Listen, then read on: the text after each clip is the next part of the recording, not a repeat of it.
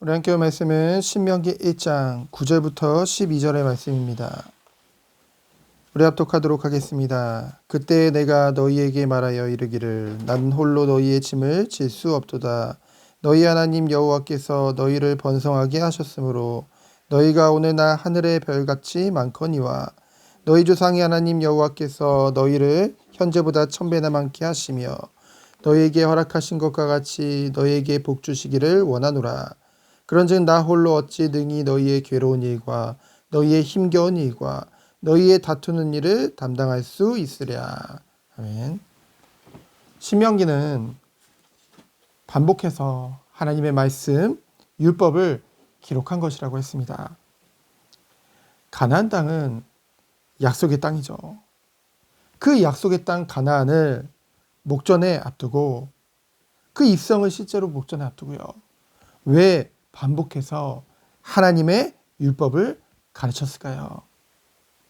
그 이유는 인간은 잘 있기 때문입니다.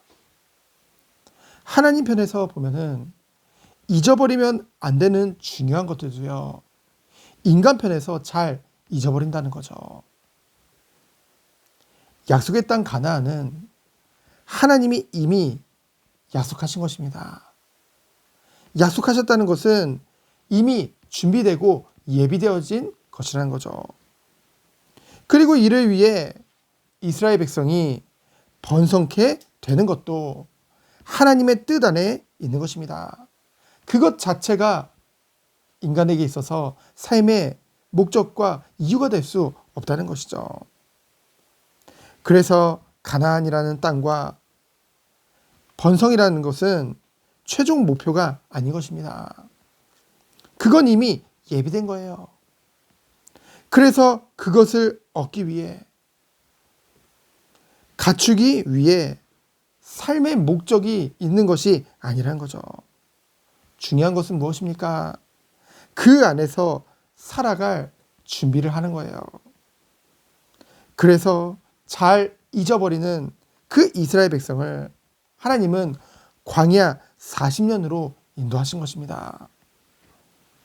철저히 훈련시키시고 그래도 끝까지 불신앙하는 자들은 그 광야에서 다 죽게 하신 것이죠.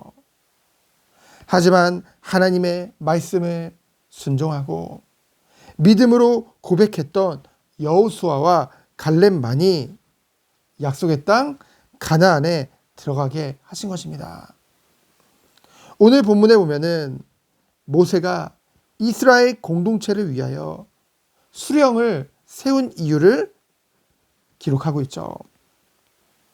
9절에 보면은 홀로 너희의 짐을 질 수 없다고 했습니다. 이것은요, 스스로의 한계와 이로 인한 회피성 발언이 아닙니다. 이스라엘 공동체를 효과적으로 다스리고 이 공동의 이익을 위해 자신이 모든 것을 하는 것은 유익이 되지 않음을 고백하고 있는 것이죠. 전체의 유익을 위해 수령을 세울 것을 원하는 모세의 모습을 우리는 볼 수 있습니다. 이와 같이요, 하나님께서 세우신 참 목자는 자신의 유익을 구하는 것이 아니라 양을 위하여 모든 것을 집중하는 모습을 우리는 보게 되어지죠. 모세는요, 결코 자기를 위해 자기에게 맡기신 양들을 결코 회피하는 자가 아니라는 거죠.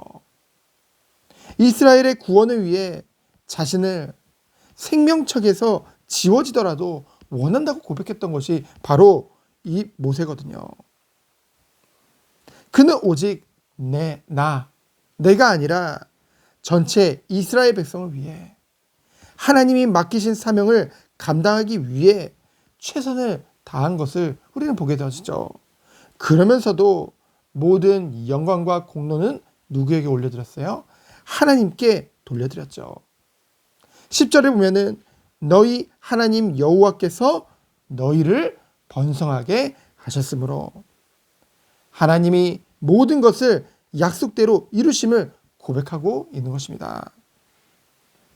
그리고 어찌 보면은 잘 안 변하고 끝까지 어리기만 한 그 이스라엘 백성을 11절 말씀과 같이 축복하는 모습을 보여주죠. 우리는요, 우리에게 맡긴 영혼들이 잘 변하지 않거나 계속 어린아이 같으면은 때로는 분노하고 때로는 낙심하게 되어지죠. 심지어는 포기하려고까지 합니다. 그러나 모세는요, 지난 40년 동안 끊임없이 반복되는 그들의 불신앙과 변하지 않는 모습들을 보며 때때로 모세도 인간이기에 한계를 맞기도 하고요. 하지만 끝까지 하나님을 바라보며 인내하며 결국 여기까지 온 것을 우리는 보게 되어집니다. 그런데 12절을 통해 한 가지 우리가 살펴볼 것이 있죠. 무엇을 모세가 고백하고 있습니까? 너희에게 복 주시기를 원한다고 고백하고 있습니다. 진정한 목자의 마음이죠. 성경에 보면은 복 받는 비밀에 대해서 무엇이라고 말씀하고 있습니까? 이 신명기 6장 3절에도 보면은 이스라엘이 듣고 이 하나님의 율법을 듣고 삼가 그것을 행하라. 그리하면 내가 복을 받고. 계시록 1장 3절에 보면은 뭐라고 했습니까? 하나님의 말씀을 읽는 자와 듣는 자와 그 가운데 기록한 것을 지키는 자들에게는 하나님의 복이 임한다고 하셨습니다. 먼저 하나님의 말씀을 듣고, 그것이 가장 중요하죠. 근데 그것을 듣고 끝내는 것이 아니라 지키는 자, 행하는 자는 복이 있다고 말씀하고 있습니다. 성도에게 12절에 보면은 괴로운 일, 힘겨운 일, 다투는 일은 계속 있을 것입니다. 근데요, 우리가 이것을 이상하게 여길 필요가 없다는 것이죠. 왜 그렇습니까? 베드로전서 4장 12절에 보면은 사랑하는 자들아, 너희를 연단하려고 오는 불시험을 이상한 일 당한 것 같이 여기지 말고. 하나님은요, 우리를 연단하기를 원하십니다. 왜요? 사랑하시기 때문에. 그래서 우리들에게 끊임없이 때로는 시험을 주기도 하고 때로는 어려움 가운데로 우리를 이끄신다는 것이죠. 왜요? 우리가 변화되어 온전히 주님을 바라보는 주의 백성으로 서기를 원하시기 때문에. 이를 위해서 우리는 이 하나님의 뜻을 알았다고 한다면은 오늘도 이 아침에 우리가 무엇에 힘써야 되겠습니까? 하나님의 말씀을 듣는 것과 듣는 것에 힘쓰는 것이 무엇입니까? 결국은 예배거든요. 그 예배의 자리로 나와 주의 말씀을 듣고 그것을 들은 것에서 끝나는 것이 아니라 무엇입니까? 지키고 행하는 것. 그것이 하나님이 우리에게 원하시는 주님의 뜻인 줄 믿습니다. 그래서 오늘도 우리는 100% 하나님의 말씀을 순종함으로 오직 주님께만 영광 돌리며 하나님이 원하시는 그 길을 가는 우리 모든 성도님들 되어지기를 예수 그리스도 이름으로 축원드립니다. 오늘 수요예배 있습니다.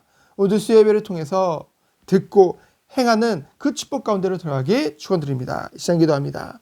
하나님 감사합니다. 오늘 주의 말씀을 듣고 그것을 삼가 기도하며 정말 오직 행할 수 있는 그 축복 속에 들어가는 우리 모든 성도님들 되도록 주께서 축복하여 주옵소서. 살아계신 예수 그리스도 이름으로 기도합니다. 아멘. 주님 감사합니다. 하나님의 말씀을 듣고 행하는